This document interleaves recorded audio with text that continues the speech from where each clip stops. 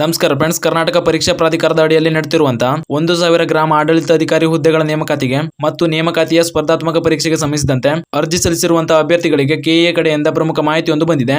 ಅಭ್ಯರ್ಥಿಗಳು ವಿಡಿಯೋನ ಪೂರ್ತಿ ನೋಡಿ ತಿಳ್ಕೊಳ್ಳಿ.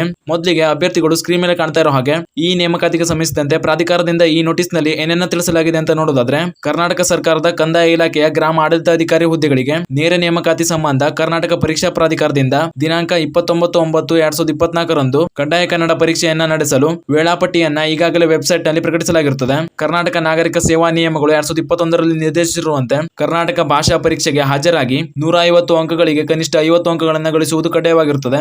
ಆದ್ದರಿಂದ ಗ್ರಾಮ ಆಡಳಿತಾಧಿಕಾರಿ ಹುದ್ದೆಗಳಿಗೆ ಅರ್ಜಿ ಸಲ್ಲಿಸಿ ಶುಲ್ಕ ಪಾವತಿಸಿರುವ ಎಲ್ಲಾ ಅಭ್ಯರ್ಥಿಗಳು ಕಡ್ಡಾಯ ಕನ್ನಡ ಭಾಷಾ ಪರೀಕ್ಷೆಗೆ ಪ್ರವೇಶ ಪತ್ರವನ್ನ ಡೌನ್ಲೋಡ್ ಮಾಡಿಕೊಂಡು ತಪ್ಪದೇ ಪರೀಕ್ಷೆಗೆ ಹಾಜರಾಗತಕ್ಕದ್ದು. ಕಡ್ಡಾಯ ಕನ್ನಡ ಭಾಷಾ ಪರೀಕ್ಷೆಗೆ ಹಾಜರಾಗಿ ಅರ್ಹರಾದ ಅಭ್ಯರ್ಥಿಗಳಿಗೆ ಮಾತ್ರ ಸ್ಪರ್ಧಾತ್ಮಕ ಪರೀಕ್ಷೆಗೆ ಅವಕಾಶ ನೀಡಲಾಗುವುದು.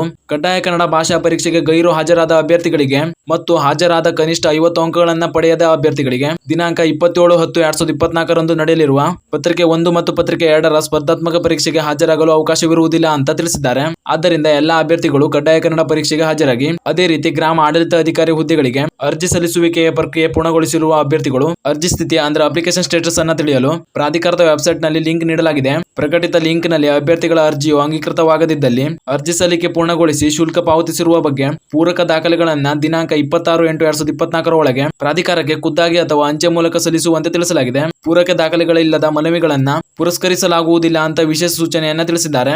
ಆದ್ದರಿಂದ ಅರ್ಜಿ ಸಲ್ಲಿಸಿರುವಂತಹ ಅಭ್ಯರ್ಥಿಗಳು ತಮ್ಮ ಅರ್ಜಿ ಸ್ಥಿತಿಯನ್ನ ಪ್ರಾಧಿಕಾರದ ವೆಬ್ಸೈಟ್ ನಿಂದ ಚೆಕ್ ಮಾಡಿಕೊಳ್ಳಿ. ಹಾಗೂ ನಿಮ್ಮ ಅರ್ಜಿಯನ್ನ ಶುಲ್ಕ ಪಾವತಿಯ ಕಾರಣದಿಂದ ರಿಜೆಕ್ಟ್ ಮಾಡಿದ್ರೆ ಅಂತಹ ಅಭ್ಯರ್ಥಿಗಳು ಶುಲ್ಕ ಪಾವತಿಸಿರುವಂತಹ ದಾಖಲೆಗಳನ್ನ ಪ್ರಾಧಿಕಾರಕ್ಕೆ ಖುದ್ದಾಗಿ ಅಥವಾ ಪೋಸ್ಟ್ ಮಾಡುವ ಮೂಲಕ ನಿಮ್ಮ ಸಮಸ್ಯೆಯನ್ನ ಸರಿ ಮಾಡಿಕೊಳ್ಬಹುದು. ಆದ್ದರಿಂದ ಈ ಮಾಹಿತಿಯನ್ನ ಅರ್ಜಿ ಸಲ್ಲಿಸಿರುವಂತಹ ನಿಮ್ಮ ಸ್ನೇಹಿತರಿಗೂ ಶೇರ್ ಮಾಡಿ, ಅವರಿಗೂ ಕೂಡ ತಿಳಿಸಿ. ಇದಿಷ್ಟು ಈ ನೇಮಕಾತಿಗೆ ಸಂಬಂಧಿಸಿದಂತೆ ಇಂದು ಬಂದಿರುವಂತಹ ಪ್ರಮುಖ ಮಾಹಿತಿಯಾಗಿತ್ತು. ಇದೇ ರೀತಿಯ ಮಾಹಿತಿಗಳಿಗಾಗಿ ಚಾನಲ್ನ ಸಬ್ಸ್ಕ್ರೈಬ್ ಮಾಡಿ ಅಂತ ಹೇಳ್ತಾ ಈ ವಿಡಿಯೋನ ಇಲ್ಲಿಗೆ ಮುಗಿಸ್ತಾ ಇದ್ದೀನಿ. ಧನ್ಯವಾದಗಳು.